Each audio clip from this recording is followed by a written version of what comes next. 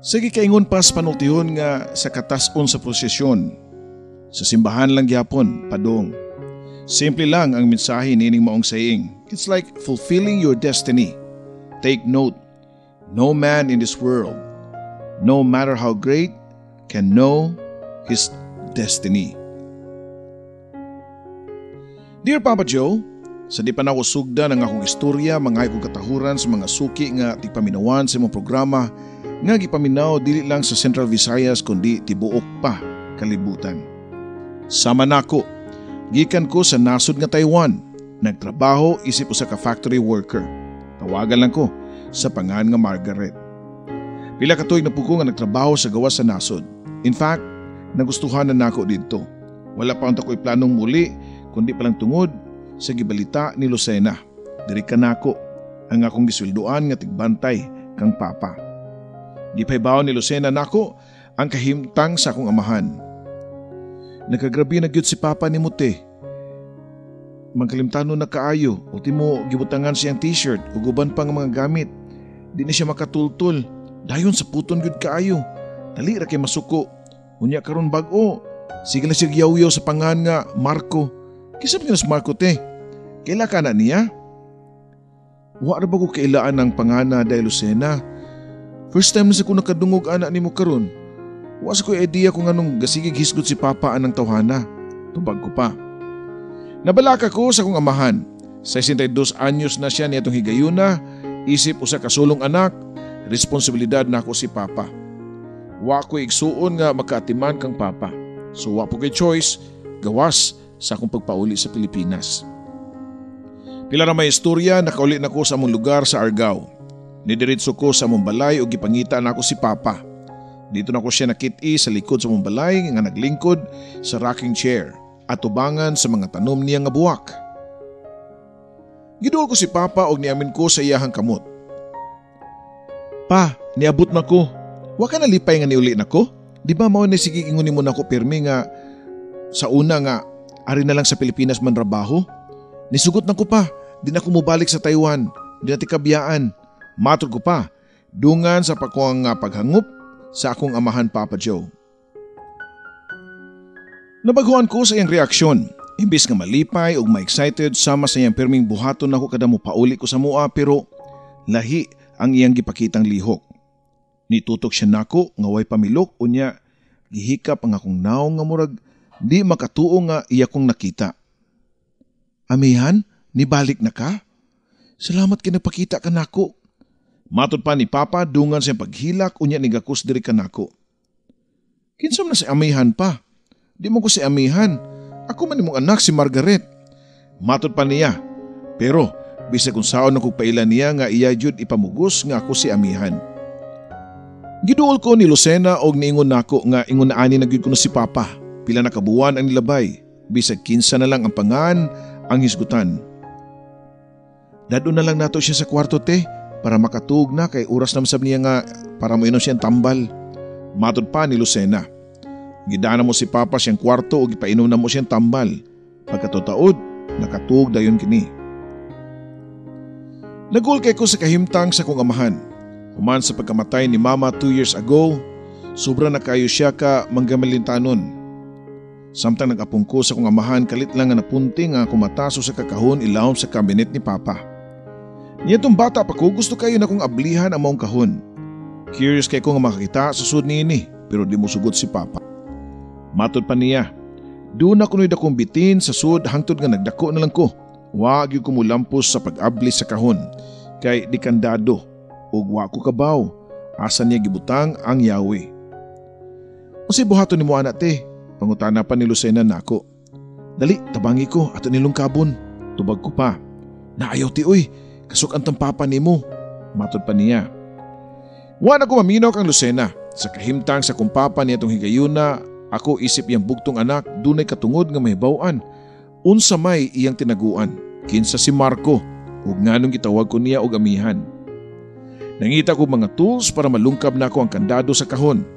Nakakita ko screwdriver og long nose, mao nga gisigin ako lugit hangtod sa pagsigin ako dukdok og lugit sa kandado, nabuak ang tabon nga kahoy. O didto, Nakita na mo ni Lucena ang mga sud nga papel sa kahon ni Papa. Mga papeles ang ako nakitaan sa mas mga importanteng dokumento ni Papa, mga titulo sa yuta nga gitukuran sa Mumbai.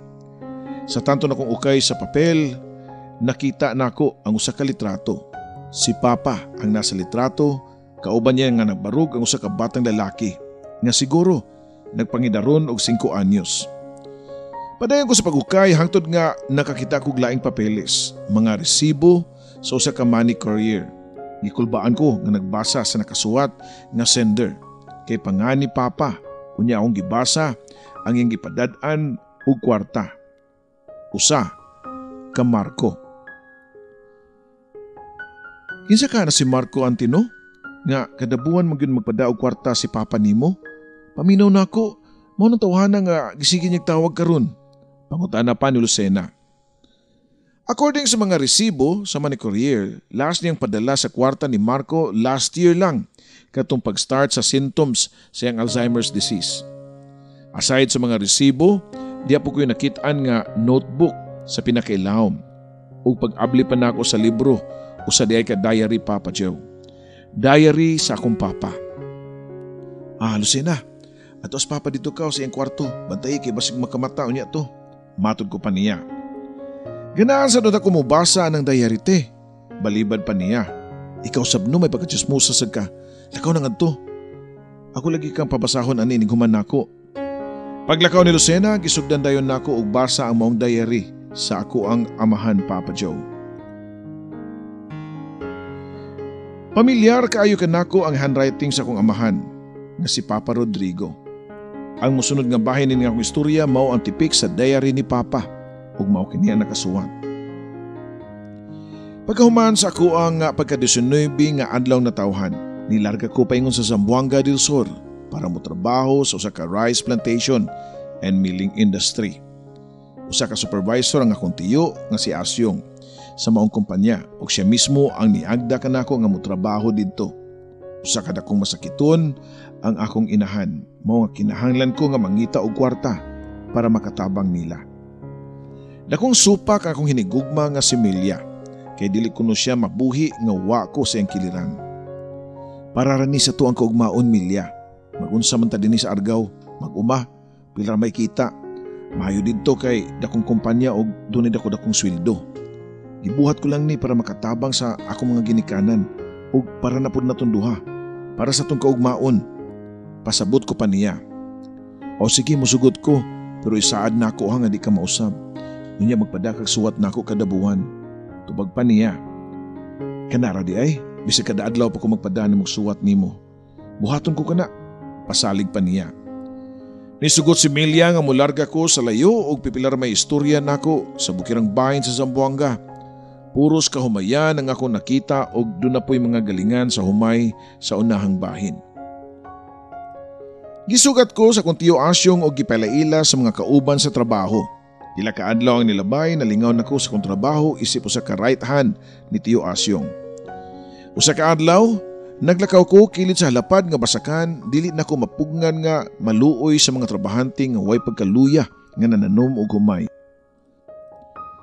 Dunay mga lalaki ug babae, tiguang ug bata. Doon na pagkanibatan ang babae nga walay ibali ang naglagiting nga kainit sa adlaw. Usa ka babae ang nakakuha sa akong atensyon. Bisan pa nga nagkalapok ang lawas nini ug nagkadungsingot pero di gyud ikalimod ang maanyag niyang itsura. Ito mo nang iyang pamanit pero taas siya og ilong ni bagay sa iyang gamay nga naong. Nagsige og tan-aw sa maanyag nga babae ug wa nako mabantayi nga diha na si Tiyo Asyong sa akong kilid. Sa tan-aw ko, nalingaw ka na din ni Rodrigo, matod pa ni Tiyo nako. O Tiyo, nakadayeg ko sa mga bata o mga babae nga mga kugihan kaayo, tubag ko pa. Mga pobre lagi taon og walay laing kapadulungan kundi magpasaop sa mga hasindero. Kuan di ay, sa di pa ko malimot, karong Sabado dunay salo-salo sa balay sa tong amo. Andun niya ha, magkita lang niya ta didto, matod pa ni Tiyo nako. Dili pa unta ko gusto nga mobiya didto kay paabuton pa nako ang babae nga mukawas gikan sa basakan aron ako siyang maila-ila. Pero gidala nako ni Tiyo.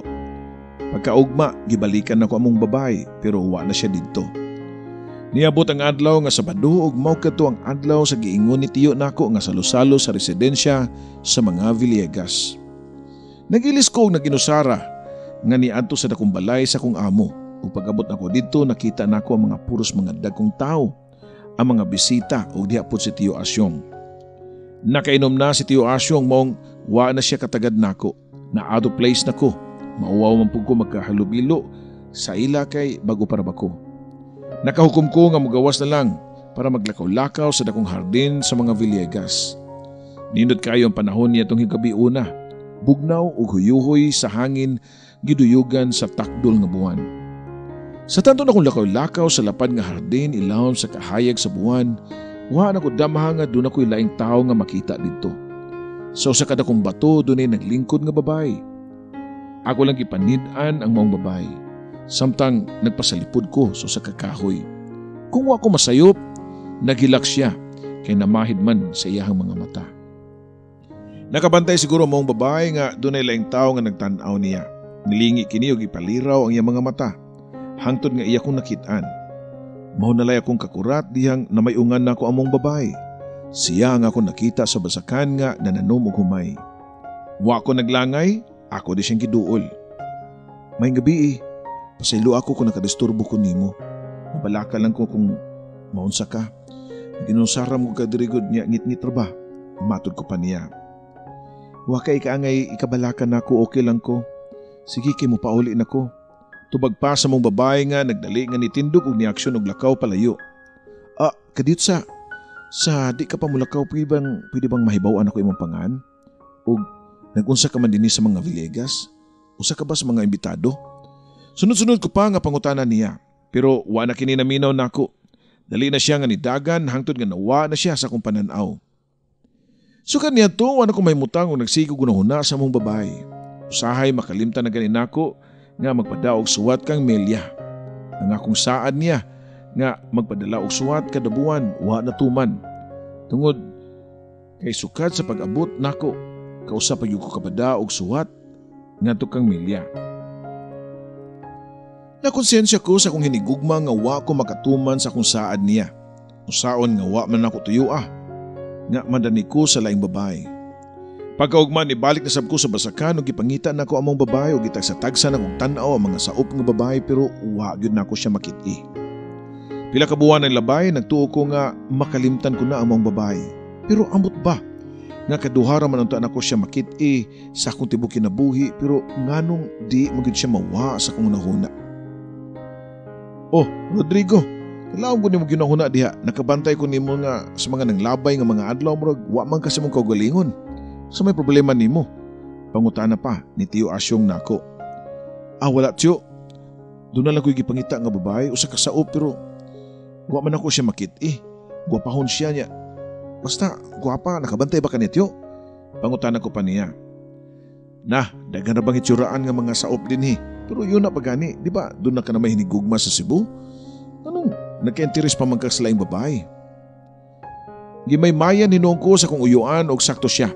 Nga di gyud unta ko angay pangamulingi og laing babae. Kay doon na nako'y hinigugma. Karong Domingo, Rodrigo, pag-andam og sulubon nimo kay mutambong tagkasal. Matod pa ni Tiyo Asyong. Kisa may kaslon tiyo, pangutana ko pa. Si Dante ang anak sa iya. Tubag pa niya. Tuod man, giandam ko ang akong isulob nga usa ka puti nga barong para sa espesyal nga okasyon. Pag-abot sa adlaw nga Domingo, kauban ko si Tiyo Asyong nga niadto sa simbahan para mutambong sa kasal ni Dante Villegas. Nagsugod na ang seremonyas diyang niabot mi sa simbahan mao nga nagpaluyon lamin duha ni Tiyo. Pero diyang nahuman na ang seremonyas unya tubang na namo ang groom ug ang bride, dako ang akong kahingangha. Diyang nailhan ko ang mong babae, ang bride. Siya mao ang babae nga akong gipangita. Unsa ka man, Rodrigo? Nawa na sa kasamunahuna. Dali noon, dulon ta ang bagong kasal para atos lang pahalipayan.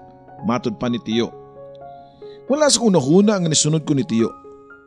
Nga naglakaw paingon sa bagong gikasal.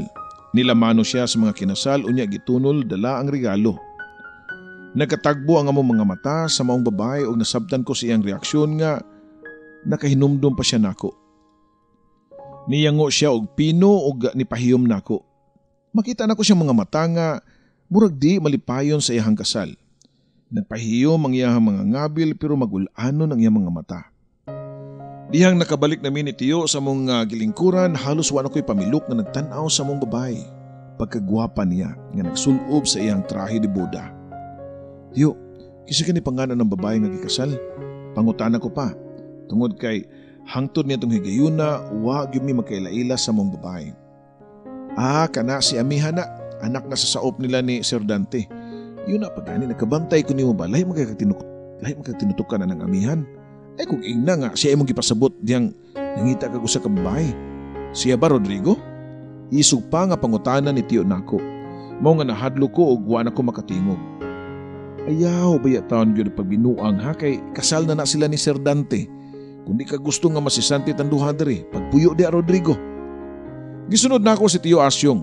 Giwala na ko sa kung nahuna si Amihan. Ang akong gihimo, nagpadala ko og suwat ni Melia. Pero kung ang panahon na manggani ang musungog nimo, di yung ka makalikay. Saon nga pirmi naman ako makitaan si Amihan kung dunay mga salusalo nga pagahimuon sa pamilyang Villegas.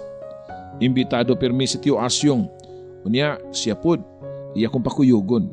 Malipay kayo ko ug dunay mga okasyon tungod sa karason. Gusto ko nga makitaan si Amihan. Sabado ko sa gabi, dunay okasyon sa ilang balay ug usa ko sa mga imbitado. Diyang ako nakitaan si Amihan, nangita ko gigayon nga maistorya na ko siya, nga kanang kami lang duha. Pero wa ko makahigayon, kay naa siyang tupad pirmi, si Sir Dante. Pero lahi katong gabi una, nabantayan na ko nga nigawas si Amihan sa balay ug nilakaw paingon sa likod silang balay kundiin naa didto ang dakong hardin. Mao nagkadto nga akong gipaabot. Ako din siyang gisundan nga nipadung sa dakong bato ug nilingkod nga masulubon kayo. Hinay ang ako mga lakang o nipaduol niya kaya di ko gusto nga makuratan siya. Naginusara lagi ka, pangutana ko pa niya dungan sa pagtapad niya og lingkod. O, gusto lang ko magpahangin. Ikaw, nagunsam ka din eh. Balik na pangutana niya nako. Nakita magud na ako nga nigawas ka mong gisundan ti ka. Tubag ko pa. Nipahiyom siya nako og ningon nga, dugay na ko nakabantay nimo. Sige tagtagbo pero wapag yun ta magkaila-ila og klaro. Sayod ko nga nakailan na ka sa kumpangan pero ako pa kailan nimo. Tubag pa niya. Ako di ay si Rodrigo. Abtik pa na kong tubag dungan sa pagtunol sa kong kamot og nakiglamano ko niya. Ayaw lagkalain Amihan ha pero nganong sige man kog kakita nimo nga maghilak. Unsam da imong problema? Basin doon ako'y matabang. Di ba ya maayo nga kumkumo nimo imong problema basin og masakit kas kasing-kasing ni ana. Nangupaw si Amihan og lawom kaayo unya nitubag nako. Sakto ka, nagkinahanglan kog kasumbungan sa akong mga problema pero di pwede din hita mag-istorya. Dali, sunod nako. Doon ako nibawaan nga lugar. Ato ta magstorya og tarong. Agda pa niya nako og niuna siya glakaw palayo. Nisunod ko kang Amihan og dito siya nipadung taliwa sa kakahuyan sa unahan. Nakita ko sa kabalay nga abandonado og dunay kahoy nga lingkuranan og sa gawas dito siya nilingkod. Dali po ko nitupad niya. Napugos lang ko pagkasal kang Dante tungod kay may gusto ni tatay. Kung magpakasal ko ni Dante, maimpas na among utang sa mga Villegas. Nasayod ang Ginoo nga wa ko'y bisag gamay nga gugma kang Dante. Pero gitun-an na ako ang kagalingon nga higugmaon siya. Moingon ni tatay nga makatunaran ako ang gugma niya pero sayop siya. Dili gugma ang akong gibati kundi kahadlok. Siya og iyang pamilya nga matapobre, ubos kay pananaw nako. Hangtod karon nga kasalmi, ulipon lang gihapon ang ilang tanaw nako. Kung dunay okasyon sa balay, dili nila imbitaron ang akong pamilya. Nito ang mga luha sa mata ni Amihan. Naluoy ko kaniya og nakalimot na hinuong ko sa akong kaugalingon. Nagunitan na ko ang iyang pikaspad ni Amihan og ako kining ginahinay og pislit-pislit. Samtang padayon sa pag-istorya sa iyang mga problema og mga kaguol. Mao din na hinungdan nga permiti kang makit-an diri nga maghilak. Dili ka malipayon sa imong kaminyuon. Matod ko pa niya. Sunod nga nahitabo, wa na ko makapugong o gigunitan na ko ang abaga ni Amihan o gipasandig na ko ang iyang ulo sa akong bukton. Wa siya pagsupak sa akong gibuhat. Mao nga gihagkan ko ang iyang angtang dayon sa iyahang aping. Wa lang gyapon siya reaksyon. Mao nga gihagkan nako ang iyang ngabil. Hilom kaayo ang palibot ug walay bisag gamay nga kisaw ug nakasiguro ko nga walaing tao sa mong lugar. Mao na lang ako nabantayan nga hubo na ang ubos nga bahin sa mong sapot ni amihan. Ug niadtong gabi una, doon nagyo nahitabo na mong duha. Pareho na mong gisawan ang kalipay. Mahal kiti ka amihan, unang pagkakita pa lang nako nimo. Wa ka mawa sa kung una-una. Matod ko pa niya. Di pa ko sigurado sa akong gibati, Rodrigo. Ang nasiguro lang nako nga nagbasol ko sa akong gibuhat. Tubag pa ni amihan. Salamat kung mao ka na. Magkita pa tag-usab ha. Matod ko pa niya. Sawa pa mi nagbuwag nitong gabi una nagsabot mi sa sunod na mong panagkita. Insaktong adlaw ug oras ug maog yapong lugar. Sa ikaduhang higayon, namong panagtabo, gisawan na sab namo ang laing hugna sa kalipay. Nagbanig lang mi og sako. Tapad sa mga gianay na nga kahoy ug daghang sagbot. Pero malipayon ming duha. Nilanat gyud og sobra sa katuig ang among tinago-tago nga kalipay ni amihan. Usa ka gabi niadto samtang diha kami sa among kaugalingong kalibutan ni amihan, nabantayan nako nga masulubon siya. May problema ba, mahal ko? Pangutana ko pa niya. Nahadlo ko basin og di na ta magkita. Murag nakabantay naman ang akong bana. Karon lang gani, sawa pa ko moari diri. Sige siya bantay sa akong mga lihok, mong dugay ko nga nakaari diri. Tubag pa ni amihan. Nganong di man na lang nimo siya biyaan? Manglayas ta. Magpalayo ta din ni amihan. Matod ko pa niya. Nasayod ka na nga, dili ko na mabuhat. Naadiri ang ako mga ginikanan. Sila ang makaangkon sa silot kung buhaton na ko na ang imong gusto. Tubag pa niya. Wa na ko makatubag kang amihan, kay kalit nga dunay nila gubo sa gawas. Unya, nisulod si Dante sa pultahan nga nagdaog pusil. Ug itiyon diri na munduhan ni amihan. Mga maluibon, patyon tamong mga hayop mo. Pagkuyog mo sa impyerno. Papa Joe, dito ra kutob ay nakasuwat sa diary sa akong amahan. Gipakli-pakli na ako ang mga nahabiling mga pages pero wa na gyud nakasuwat pa. Dali ko nga giadto si Papa Rodrigo sa iyahang kwarto. Daghang ko nga pangutana nga gusto kay nako nga mahibaw-an. Unsay sunod nga nahitabo? Gipusil gyud kaha sila ni Dante? Namatay ba kaha si amihan? Pagsuod na ako sa kwarto, naabtan ko nga gihungitan ni Lucena og pagkaon si Papa. Nagmata na di ay kini. Dali ko nga nidagan o nikakus akong amahan. Kinsa man ka? Anong nikakus man ka nako? Pa, ako ni si Margaret imong anak. Anak ninyong duha ni Mama Milya. Tubag ko pa niya. Pero walang gyapon siya makailan nako, Papa Joe. Usa ka butang nga akong naunanaang buhaton para mahibaw-an nako kung unsa gyud ang nahitabo. Lucena, makabantay kang Papa bisan og tulo ka adlaw lang? Pangutana ko pa. Sure ate, ako bitaw ning trabaho tigbantay si mong Papa. Ngano man di ay, asa ka moadto? Tubag pa ni Lucena. Moadto sa Mindanao. Nakuratahan si Lucena kung magunsa ko didto. Gipungan pa ko niya kay matod pa niya kay delikado ang akong atuan kay doon ako ni mga rebelde. Pero wa ko nahadlok. Gusto na kong mahibawan ang tanan. Nilarga gyud ko Papa Joe.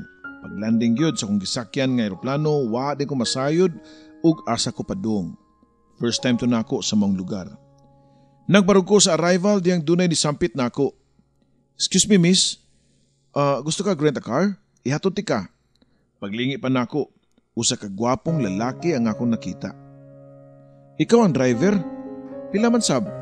Pangutana ko pa niya, pero gibasa ko dayon ng itsura. Imposible sad nga mangingilad ni, or rapist ba, o di ba kaha rebelde. Gwapo ra kayo, o medyo buutan ang naong. Wana ko nagduha-duha ni sakay ko sa iyang van. Ako day si Ronald ma'am, asa ni mo gusto mo anto? Pangutana pa niya nako.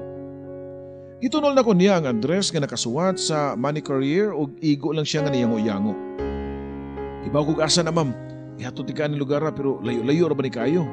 Matod pa sa driver nga si Ronald. Tabian kayo si Ronald ug dagan kay siya gisulti about siyang personal life. Unya, dagan po siya pangutanan nako kung sa kuno tuyo nako sa mong address nga akong antuan. Tungod kay friendly man kaayo ug harmless, nitubay lang pud ko niya. Unya ako siyang gisultian sa kung tinuod nga tuyo. Bisura din imong gibuhat mamoy. Sus, di ra bagyod nga nakasayo ng pag-search og tao. Matod pa sa mong lalaki, Papa Joe. Sakto siya siyang giingon. Sa unang higayon, nga wa pay social media, lisod kaayo ang pag-search sa tao, Papa Joe. Mayo man karon kay doon na may internet. Bisan og pinakasuok pa nga bahin sa Pilipinas. Naabtan gyud mi og gabi sa mong biyahe ug wa gyapon namo matutuli among address nga mao nga gisuggest ni Ronald nga ugma na lang mi mo padayon. Ug nagpahatod ko niya og usa ka pension house para adto magpalabay og kagabhion. Siya ang ni-check-in nako ug wa gud siya mobiya nako hangtod nga nasiguro niyang safe nako sud sa akong kwarto. Sige Margaret, muli nako. Ayaw gyud og pangablis imong kwarto ug dunay manuktok ha. Matod pa ni Ronald nako. Pagkaugma, sayo ko nga nibangon para mangandam. Mas maayo nga musayo para dako-dako og agi. Naog na ko sa silong diyan na si Ronald nga nagbarug sa gawas. Salamat nga wa ko nimo Indiana. Saon na lang kaha og wa na ka mo balik. Wa gyud ko idea asa ko padung. Matod ko pa niya. Balikan gyud ka kay gawas nga wa pa ka kabayad nako. Talagsaon ra ba si kayo nga makapasayro ko gwapa. Tubag pa niya nga murag nidako ang akong atay, Papa Joe. Diyan namin sa sakinan, diyang nangagda siya kaon nako. Mangaon sa ta Margaret, uy, gutom man di ay kini mangita tagtao nga wata kaila, uy. Reklamo pa niya, pero I know nga, nagpa-cute lang ni siya nako. Sa pila ka oras na mo nga sige og kuyog-kuyog na kailan ako niya. Tungod sa iyang katabian, nalipay rapog ko sa kung nahibawan nga single po di ay siya. Nangaon mi sa usa ka karinderya. Naikog pagyug ko niya kay siya pagyud ang namangka. Nagsugo na gyud ang akong pag-appreciate sa iya ha, sa iyang pagka-gentleman, Papa Joe. Pagbalik na mo sakay siyang van, nibalhin ako lingkod sa front seat para magkatapad gyud minduha. Feeling na ako, doon na nag-use something namo ni Ronald. Klaro na sad kaayo ang iyang gipakitang sweetness diri nako. Tinuod yun siguro ang gingon nga basta driver, sweet lover. Daghang ko mga gipangunahon ni adto mao nga nakalitan ko diyang gikuha ni Ronald ang akong kamot ug iyang gigunitan unya iyang gihagkan. Gikilig ko sa iyang gibuhat. Wa ko mas kasabot og nganong naingon ni adto nga akong gibati niya. Nga duha pa gani ka adlaw mi nga nagkita. Happy ta maabot, Margaret. Excited na ka? Mangutana pa niya nako. Excited nga sagol gikulbaan. Tubag pa nako kang Ronald. Ako kay naguol kay di na ta magkakita, mobalik na ka sa inyo ha, di ba? Humani mo mahibawaan ng tanan. Ningaon jud ko nimo. Apason unya ti ka sa Cebu, Margaret ha. Okay ra nimo? Kanong moapas man kanako nga di man ta uyab. Tubag ko pa. Aw, kung mao ra nay gusto nimo di manguyab ko nimo. Karon dayon. Dili na ko sayangon ang oras uy. Bisag duha ta ka adlaw nga nagkauban pero para nako murag duha na ka tuig na tang nagkaila. Mao siguro ni giingon nga love at first sight. Matod pa ni Ronald. Gipahunong ni Ronald ang van para makakiss sa akong lips. Nibawas po ko og kiss niya. Di na ko ikauwaw nga first time pa to nako nga nakatry og French kiss. Hinay na ko siyang gitukmod para mahunong na ang among kissing scene, Papa Joe. Nahinumdum na ko na dunay mas importante pa kong tuyo sa mong lugar. Sige na, padayon na si mong pag-drive. Matod ko pa niya, pero gitudlo niya ang balay nga naasa kong atubangan. Mao na, naabot na data? Pangutana ko pa niya. Gitanaw ko ang balay nga nasa kong atubangan. Murag nakakita nagyug ko sa mong background. Nahinumdum nako ang karaan nga litrato nga gikuha nako sa kong bag o gikumpirmar nako ang view sa akong atubangan. This is it, mao gyud ni. Dali ko nga ninaog sa sakyanan ug nilakaw padung sa balay. Nisunod si Ronald nako nga kami lang duha nga nangay katahuran. Wa madugay usa ka lalaki ang niabli og medyo batanon pa kini. Mga maguwang lang siguro ko pila ka tuig. Nang tinutukay mi sa mong lalaki, gitanaw nako ang gigunitan nga litrato unya sa naong sa lalaki nga akong kaatubang. Di pwedeng masayop, parehos la og mga mata. Ikaw ba si Marco Arevalo? Diretso ko pang pangutanan niya. Oo, ako. Unsa may tuyo ninyo nako? Pangutana ko pa niya. Gipakita nako ang maong picture. Ikaw ba ning batang lalaki, di ba? Pangutana ko pa niya. Oo, ako na. Kining lalaki akong tapod mao na ang akong amahan. Ang atong amahan, Margaret. Tubag pa niya nako. Nakalitan kay ko nga nakadungog nga gisampit ko niya sa kumpangan. Nakaila di siya nako, Papa Joe. Kaila kay ko nimo uy. Sige padala si Papa Rodrigo og picture nimo nako. Matod pa niya. Gipadayon mi ni Marco sud silang balay o gipakita niya nako ang mga pictures nga hilom nga gipadadi ay ni Papa niya para kuno nga makafamiliar si Marco nako nga iyang igsuon. No wonder nga nakaila dayon siya nako. Pwede ba mangutana kung kinsa ang imong inahan? Amihan ba ang pangan sa imong mama? Pangutana ko pa kang Marco. Og nitando si Marco. Confirm na Papa Joe nga dunay anak si Papa Rodrigo kang amihan. Pero sa diary nga putol wa ko masayod og unsay sunod nga panghitabo. Nganong nakaanak man silang duha. Simple lang ang tubag. Mabdos na di ay si amihan niya tong hitabua og dako niyang pasalamat kay wa siya patiya sa iyang bana. Wa po sila ni Dante si Papa o gamihan. Pagkibaw nga nagsabak na kini. Ipapauli niya sa Cebu si Papa o gidawat lang gihapon ni Dante si amihan nga iyang asawa, bisan pa og dili iyang anak ang gisabak niini. Pila ka tuig gikan sa pagkataon ni Marco nagkasakit si Dante og namatay. Nasunod ni amihan og Marco ang balay ni Dante og dito gihapon sila nagpuyo pero nagkalisod-lisod sila. Kay wa magyud sila tabangi sa mga pamilya ni Dante. Sayod ang tanan sa dakong iskandalo nga di anak ni Dante si Marco. Napugo si amihan og kontak ang Papa Rodrigo para mangayo og sustento. Nihatag pud si Papa. 5 years old pa lang si Marco diyang nibisita si Papa sa Mindanao para makita ang iyang anak ug mao katong higayuna nga nakapapicture sila. Amahan og anak. Mao kato ang una o katapusan nga panagkita nila ni Marco ug ni Papa Rodrigo. Wala na nagdugay si Papa didto. Nibalik dayon siya og Cebu kay minyo naman sila ni Mama Melia ug mabdos nang gay kini. Sa maong bata nga mao ako. Mao ka na ang eksaktong nahitabo sa kaagi ni Papa Rodrigo ug amihan. Naghangpanay ming duha ni Marco. Kumusta naman si Papa? Mga 2 ka tuig na pud ko nga wa nay balita niya. Pangutana pa ni Marco diri nako. Ni grabe lagi ang sakit ko ya Marco. Di na gani siya makailan nako. Mao siguro nga mao na hinungdan nga wa na siya makakontak nimo. Si amihan asa naman siya? Pangutana ko pa. 3 years na nga patay si mama. Ako na lang ang nagpuyo diri sa mong balay. Matod pa ni Kuya Marco. Unya, unsa may plano nimo kuya? Di ba nimo bisitahon si Papa?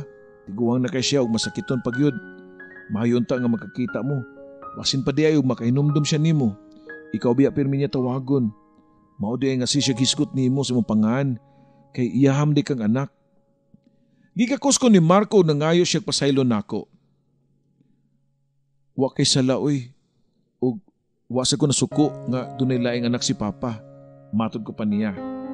Gipailaylan ako si Marco ug Ronald ug pagkaugma mao na akong pagbalik sa Cebu. Dili ko pwede nga magdugay kay nakinahanglan si Papa nako. Nihatod ko nilang duha sa airport. Human ko nananghid kang Kuya Marco ni duha si Ronald nako. Basta mao na to ha, apason ti kag Cebu. Matod pa niya nako. Samtang nagsakay ko sa eroplano balik sa Cebu, malipayon ko. Nga wa ko mapakyas sa akong paglarga sa Zamboanga. Natuldukan ang akong mga pangutana ug napurma pagbalik ang mga pieces sa mga pasos nga akong napalgan. Ang bugtong link namo sa akong igsuon nga si Marco ug ang link sa kaagi sa kinabuhi ug gugma sa akong Papa Rodrigo. Tinuod yun na panultihon nga kung di gyud kamo ang gitagana sa kahigayunan, di gyud magkakamo. Bisan pag unsa kahugot ang inyong gugma. Sama sa akong Papa, dili ang akong inahan na si Mama Melia ang iyang one true love, kundi si amihan. Pero wa itugot sa kahitasan nga mahimong sila. Sa English pa, you can't get what you want. We are here in this world for a purpose. Di ba mauma na ang unod sa libro nga Purpose-Driven Life nga gisuwat ni Rick Warren? Nahisuwat dito nga wa pa ikaw may turok sa sabakan sa imong inahan nakalatid na daan. Ang daan nga imong padulngan. We are all here in this world for a reason. We are not here for an accident but with a purpose. Usa ka buwan ay labay sukad nga kabalik ko sa mong bay sa Argao, Papa Joe. Doon ay mga tao nga nahiabot sa mua. Ang akong igsuon nga si Marco ug doon na siya kauban. Ang lalaki nga akong gikamingawan. Ang lalaki nga akong giampo nga unta. Siya na ang akong destiny. Si Ronald, Papa Joe. Maayo kay nakadesisyon na ka, Kuya Marco, nga makikita sa tong amahan. Matod ko pa niya. Dili ko sayangon ang oras nga nabilin kang Papa.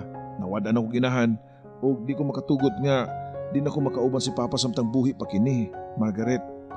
Tubag pa ni Marco og dali kini nga ni paingon sa kwarto ni Papa Rodrigo. Kaming duha na lang ni Ronald ang nabilin sa mong sala, Papa Joe. At first, awkward pa kayo miso sa gusa. Puro pag nagpanuko nga muuna unsay topic nga mong istoryahan. Pero pareho mi nga nagtintukay ni Ronald. Way mga po nga nanggawa sa among baba. Hangtod nga nitingog na gyud sa katapusan. Margaret, ako ba? Nasa ko'y tuyo nimo. Sama kang Marco, di sad nako sayangon ang panahon. Ang opportunity nga makita ka ug makauban ka forever. Matod pa ni Ronald nga dapang pakyut diri nako, Papa Joe. Ha? What do you mean? Magkauban forever? Balik ko pa nga pangutanan niya. Miduol si Ronald nako og gikuot siyang bulsa ng sa kasingsing dungan sa pag-aksyon og sulot nini sa kong tudlo. Will you marry me, Margaret? Wan ako magduha-duha og dawat siyang proposal. Diin ako sayangon ang oportunidad kung magpakipot pa ko masinog mausap pa ang iyang unahuna. Nagpakasalgod mi ni Ronald sa akong pagsuwat nining akong kaagi karon. Mabdos ko og 5 ka buwan. Niya lang gihapon mi namuyo sa Argao kay di na ko gusto nga biyaan pa si Papa. Sa laing bahin si Kuya Marco nadawat na sabog sa katrabaho diri sa syudad sa Sugbo pero magulian siya sa amuha sa Argao kada semana. All is well, Papa Joe. Dinin lang kutob ug daghang salamat sa imong pagbasa nimo sa akong istorya sa kinabuhi ug gugma. More power sa imong YouTube channel. Kini mo magtatampo, Margaret.